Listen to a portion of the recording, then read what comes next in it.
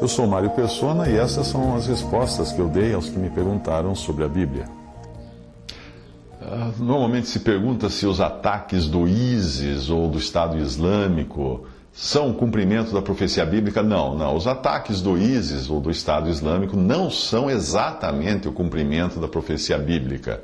Mas eles podem fazer parte da construção do cenário e da preparação do palco para o seu cumprimento. Nós devemos sempre nos lembrar de que na atual dispensação da graça de Deus, como fala Efésios 3:2, as profecias estão em estado de suspensão. A profecia bíblica tem a ver principalmente com Israel e com as nações gentias, com o mundo. E o relógio profético parou de bater com o advento da igreja. Ele voltará a bater quando a igreja for tirada da terra no arrebatamento, e aí sim nós veremos esse cenário ser utilizado, esse palco que está sendo armado agora ser utilizado, começar então a peça. Paulo fala dessa suspensão do tratamento de Deus com Israel em Romanos 11, 25 a 26. Ele diz: porque não quero, irmãos, que ignoreis este mistério, para que não sejais presumidos em vós mesmos, que veio endurecimento em parte a Israel, até que haja entrado a plenitude dos gentios. E assim todo Israel será salvo, como está escrito: virá de Sião o libertador, e ele apartará de Jacó as impiedades. Considerando, então, que a igreja era um mistério oculto até dos profetas do Antigo Testamento, ela não aparece nas escrituras do Antigo Testamento. E nós podemos situar a igreja como se fosse um parêntese na profecia de Daniel 9, mais ou menos entre os versículos 26 e 27. Daniel 9, 26 diz assim: depois das 62 semanas, ele está falando de semanas de anos aí, né? Será morto ungido e já não estará. E o povo de um príncipe que há de vir destruirá a cidade e o santuário, e o seu fim será num dilúvio, e até o fim haverá guerra e desolações são determinadas. Isso já aconteceu, ou seja, o Messias ungido de Deus, o Cristo, foi morto e nunca mais foi visto, exceto pelos seus discípulos, como vivo e ressuscitado. Então, o povo romano, que é o povo do príncipe que há de vir, no futuro ainda, destruiu a cidade e o templo, naquele ataque que foi executado por Tito. Com a rejeição completa do Messias, teve início então o parêntese no qual nós estamos inseridos hoje, que é o tempo da igreja, que irá durar até o arrebatamento. Aí o relógio profético voltará a bater, e esse príncipe, cujo povo destruiu Jerusalém e o templo no ano 70 da era cristã, entrará então em cena. Aí vem Daniel 9, 27, o versículo 27, o versículo seguinte, que diz assim: ele fará firme aliança com muitos, por uma semana, lembre-se, semanas de anos, 7 anos. E na metade da semana, ou seja, 3 anos e meio, fará cessar o sacrifício e a oferta de manjares, e sobre a asa das abominações virá o assolador, até que a destruição que está determinada se derrame sobre ele. Aqui você pode até inserir tudo o que é dito do princípio das dores, da grande tribulação nos evangelhos, nas epístolas, e também a maioria dos capítulos de Apocalipse, começando no capítulo 4, que é quando termina o tempo das 7 igrejas, ou dos 7 períodos e das 7 características ou identidades do testemunho da igreja na Terra. Mas o que tudo isso tem a ver com o ISIS e com os radicais islâmicos, com os atentados terroristas? Bom, eu entendo que, como eu já disse, no sentido do palco estar sendo armado, o cenário estar sendo pintado, só isso. Mas os principais protagonistas da profecia, ainda por se cumprir, não são os islâmicos, não são os radicais islâmicos e nem mesmo os muçulmanos, não. Esses não são os principais protagonistas, esses não são os atores. Esses são apenas peões num grande tabuleiro, são massa de manobra de quem realmente está por detrás disso e quer que a nossa atenção fique grudada no cenário e não nos atores principais. O mágico desses que nós vemos nos circos e nos teatros, ele é perito em disfarces e ele sabe que deve chamar a atenção para uma mão, enquanto o truque é feito na outra mão, que passa despercebida. Assim também é com o maior de todos os mágicos, Satanás. O foco agora está nos terroristas islâmicos, porque é para essa mão que Satanás quer que nós prestemos atenção. Este mestre em disfarces, que é o diabo, que lá em Gênesis 3 ele apareceu até travestido de serpente, e ele foi também o mentor dos magos de Faraó, que lá em Êxodo 7, versículo 11, imitavam os milagres de Deus feitos por meio de Moisés. Porém, a outra mão é que está ativa. A outra mão de Satanás é que está ativa para preparar o caminho para a entrada em cena do seu representante, o anticristo, que realiza grandes milagres, até mesmo o de fazer descer fogo do céu sobre a terra à vista de todos, como fala Apocalipse 13:13. Os verdadeiros atores, os verdadeiros protagonistas do cumprimento da profecia serão os que hoje nós chamamos de mocinhos nesse filme. A Europa e seus líderes. Com o argumento de se combater o terrorismo, nós veremos um recrudescimento do controle dos cidadãos, eliminando a privacidade e preparando o caminho para uma ditadura disfarçada de democracia.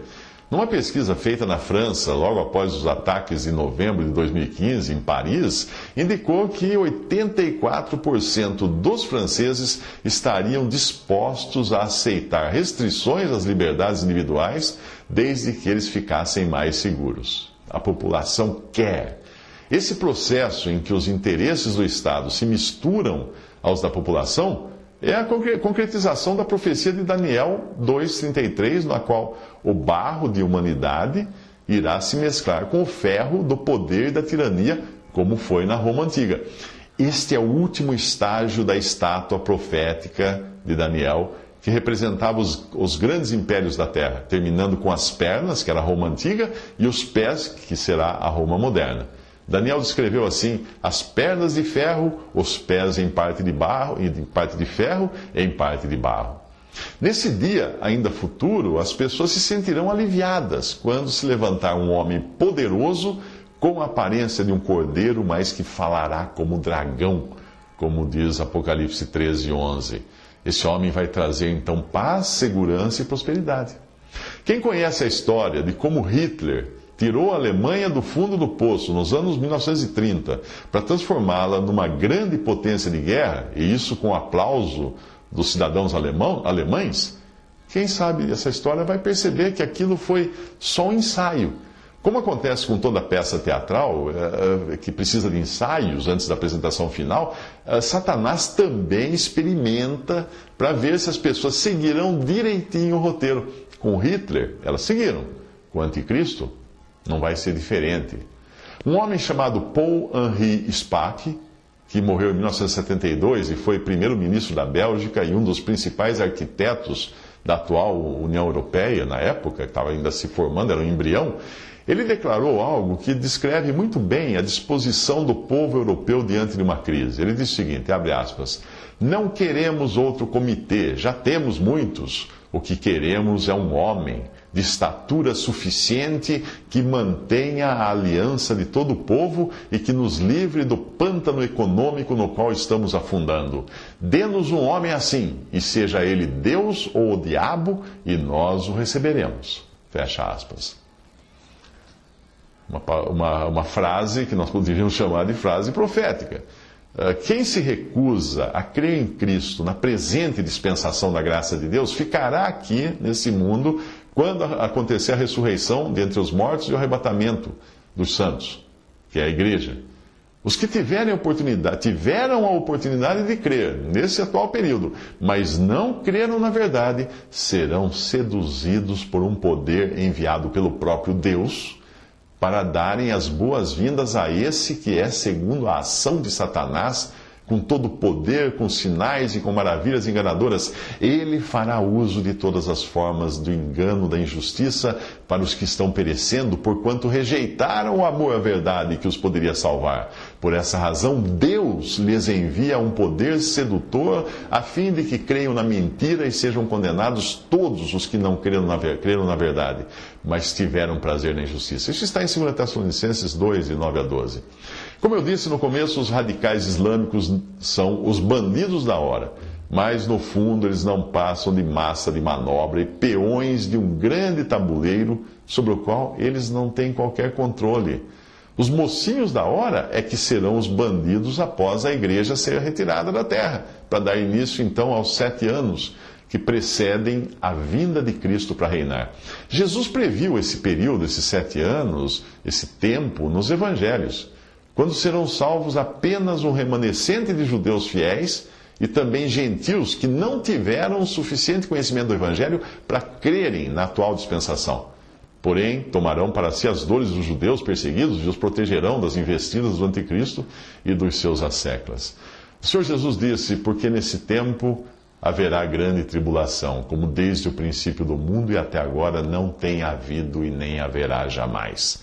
Não tivessem aqueles dias sido abreviados, ninguém seria salvo, mas por causa dos escolhidos, ele está falando aqui do remanescente judeu, que será salvo naquela época, por causa dos escolhidos, tais dias serão abreviados. Então, se alguém vos disser, eis aqui o Cristo, ou ei-lo ali, não acrediteis, porque surgirão falsos cristos e falsos profetas, operando grandes sinais e prodígios para enganar, se possível, os próprios eleitos. Vede que vô-lo tenho predito. Portanto, se vos disserem, eis que ele está no deserto, não saiais. Ou ei-lo no interior da casa, não acrediteis. Porque assim como o relâmpago sai do oriente e se mostra até o ocidente, assim há de ser a vinda do Filho do Homem. Onde estiver o cadáver, aí se ajuntarão os abutres. Logo em seguida a tribulação daqueles dias, o sol escurecerá, a lua não dará sua claridade, e as estrelas cairão do firmamento, e os poderes dos céus serão abalados. Então aparecerá no céu o sinal do Filho do Homem. Todos os povos da terra se lamentarão e verão o Filho do Homem vindo sobre as nuvens do céu com poder e muita glória. E ele enviará os seus anjos com grande clangor de trombeta, os quais reunirão os seus escolhidos dos 4 ventos, de uma a outra extremidade dos céus. Aprendei, pois, a parábola da figueira. A figueira é um símbolo de Israel. Quando já os seus ramos se renovam e as folhas brotam, sabeis que está próximo o verão. Assim também vós, quando virdes todas estas coisas, sabei que está próximo às portas. Mateus 24, de 21 a 33.